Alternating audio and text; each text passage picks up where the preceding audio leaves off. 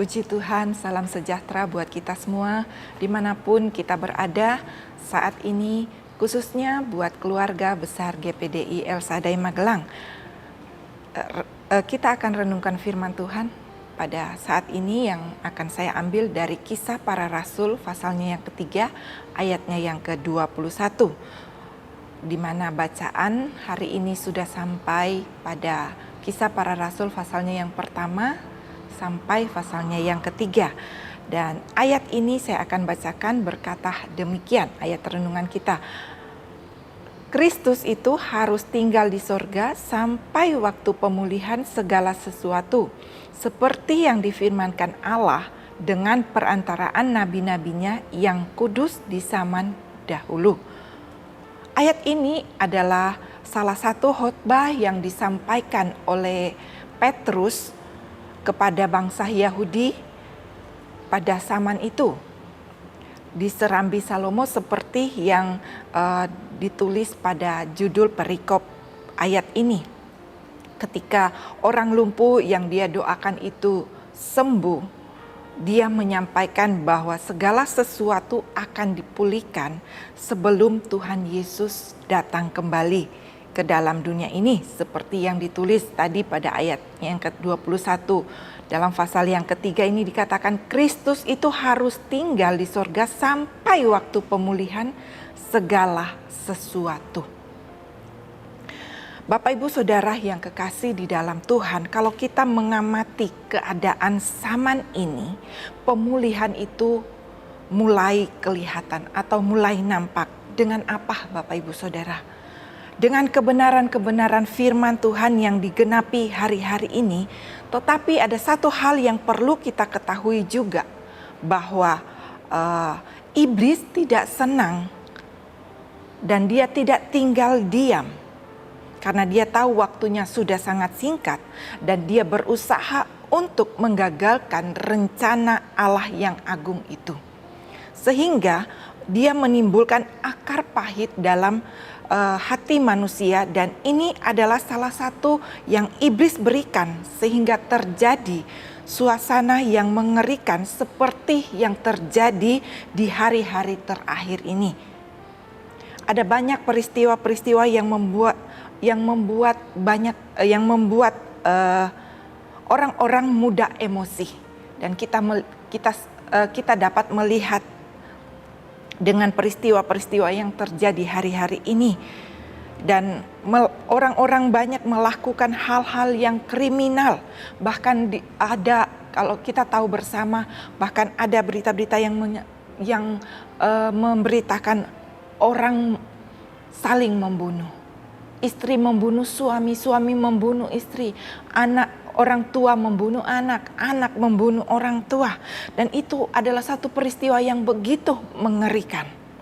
Seperti juga dicatat di dalam Injil Matius pasalnya yang ke-24 ayatnya yang ketiga sampai ayatnya yang ke-14, di sana menceritakan keadaan akhir zaman yang dikatakan oleh Yesus, di mana iblis menyodorkan peristiwa-peristiwa kejadian-kejadian yang terjadi hari-hari ini, di mana dengan terjadinya penyesatan, peperangan, penyiksaan, kebencian, kemurtadan, serta kasih manusia yang menjadi tawar, maka nabi-nabi palsu akan memutarbalikkan firman Allah.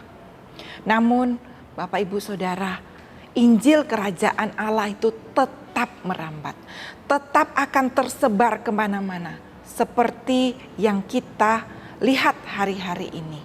Walaupun kita ada di rumah, kita tidak bisa beribadah bersama-sama, tidak seperti waktu-waktu yang lalu KKR di mana-mana bebas orang untuk datang berkumpul. Seperti sebelum adanya wabah COVID-19 ini, tetapi Bapak Ibu Saudara, kita melihat firman Allah ini tetap tersebar lewat sosial media. Seperti saat ini saya dapat menyampaikan firman Allah, Bapak Ibu dapat mendengarkan di rumah, walaupun kita tidak dapat mengadakan persekutuan seperti pada waktu-waktu yang lalu. Kita mungkin tidak dapat bersekutu bersama-sama dalam persekutuan doa di rumah-rumah, tetapi kita masih bisa menerima firman Allah. Itulah firman Tuhan katakan bahwa firman Allah akan tersebar. Saya dari tempat ini menyampaikan firman Tuhan. Bapak Ibu di rumah, mungkin ada yang di kebun, mungkin ada yang di toko, mungkin ada yang di luar negeri, bisa mendengarkan firman Tuhan. Dan itulah penggenapan firman Tuhan hari-hari ini. Dan Bapak Ibu Saudara, kuasa Allah mulai dinyatakan hari-hari ini. Itu sebabnya mari kita sebagai orang-orang yang percaya kepada Tuhan, mari kita mau lebih mendekatkan diri kepada Tuhan. Mari kita sebagai jemaat GPDI El Shaddai Magelang, sebagai orang-orang percaya untuk lebih memperhatikan dan menerima firman Tuhan itu dengan sungguh-sungguh. Untuk apa Bapak Ibu Saudara?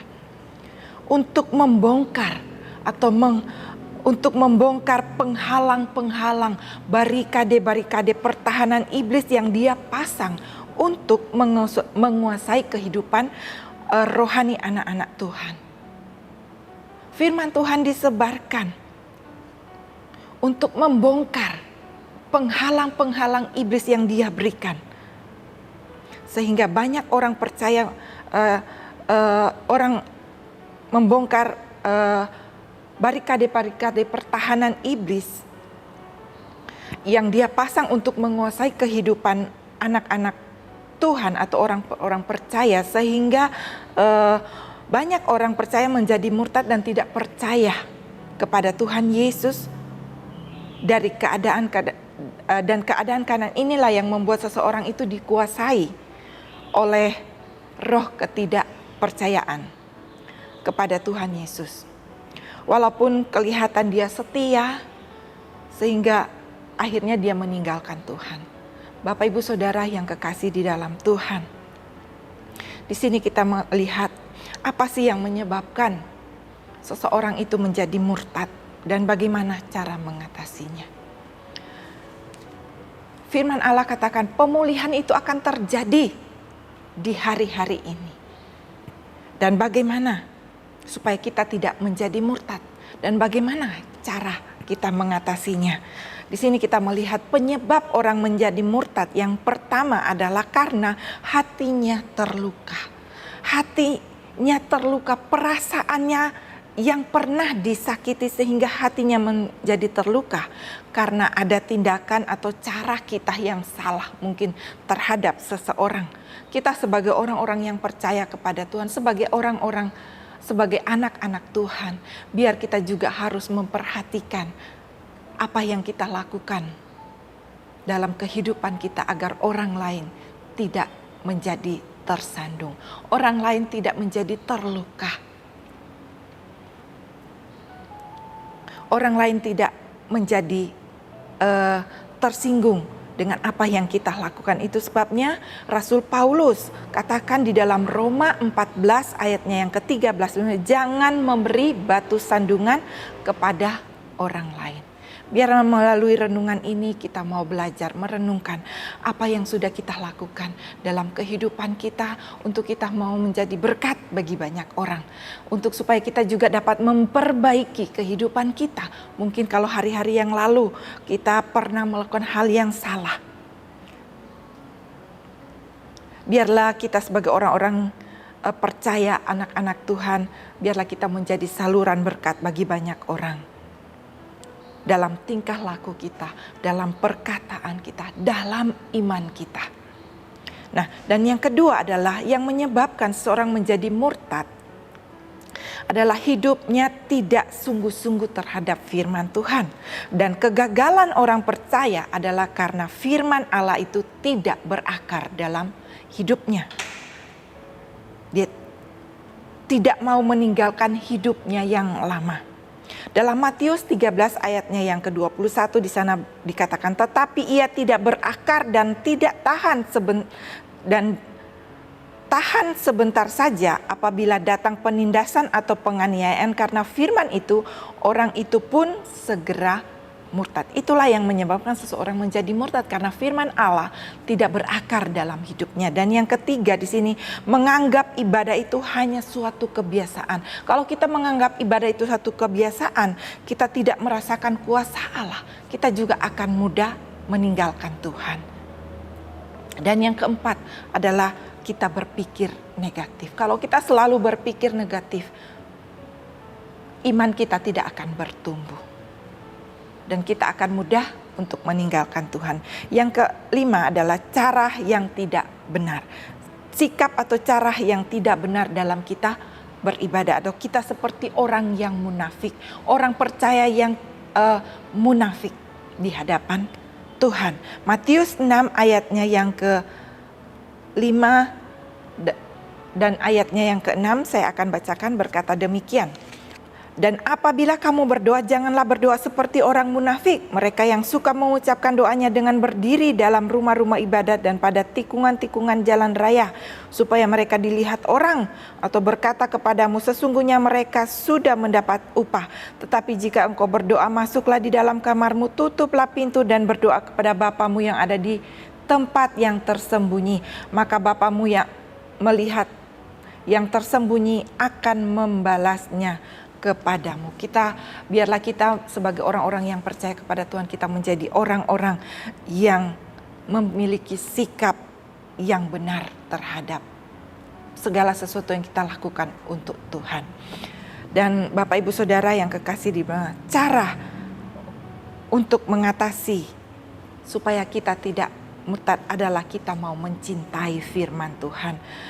Sebab firman Tuhan katakan dalam Mazmur 119 ayatnya yang ke-165,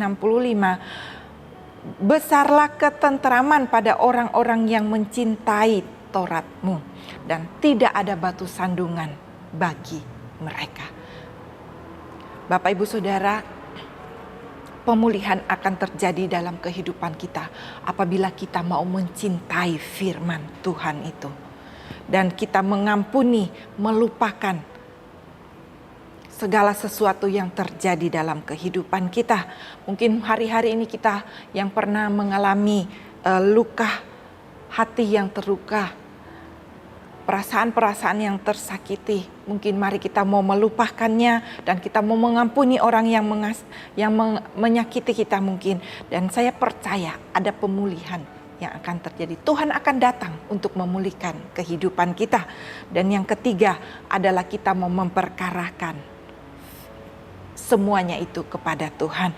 Kalau kita baca di dalam Yesaya 43 ayatnya yang ke-25 dan yang ayatnya yang ke-26, saya akan bacakan, berkata demikian. Yesaya 43 ayatnya yang ke-25 dan yang ke-2. Ingatlah aku, marilah kita berperkara, kemukakanlah segala sesuatu supaya engkau nyata benar. Kita perkarakan semuanya kepada Tuhan. Apa yang kita alami, biar kita mau serahkan kepada Tuhan. Dan saya percaya ketika kita mencintai firman Tuhan dengan sungguh-sungguh dan kita mengampuni segala orang-orang yang melakukan hal-hal yang menyakiti kita dan kita melupakan semuanya dan kita mau serahkan kepada Tuhan, maka di sana ada pemulihan yang akan terjadi dalam kehidupannya dan kita akan melihat Tuhan akan datang untuk melakukan kuasanya yang besar atas kehidupan kita. Puji Tuhan, biarlah renungan ini menjadi berkat buat kita dan mari kita mau senantiasa menyerahkan hidup kita kepada Tuhan agar pemulihan itu terjadi di dalam kehidupan kita semua. Puji Tuhan. Bapa yang ada di dalam sorga, kami bersyukur buat hari ini di mana firman-Mu datang dalam kehidupan kita, bahwa segala sesuatu yang terjadi dalam kehidupan kami akan ada pemulihan yang terjadi dalam kehidupan kami Tuhan. Kami bersyukur buat kasih setia Tuhan yang senantiasa membimbing kami lewat kebenaran-kebenaran firman-Mu.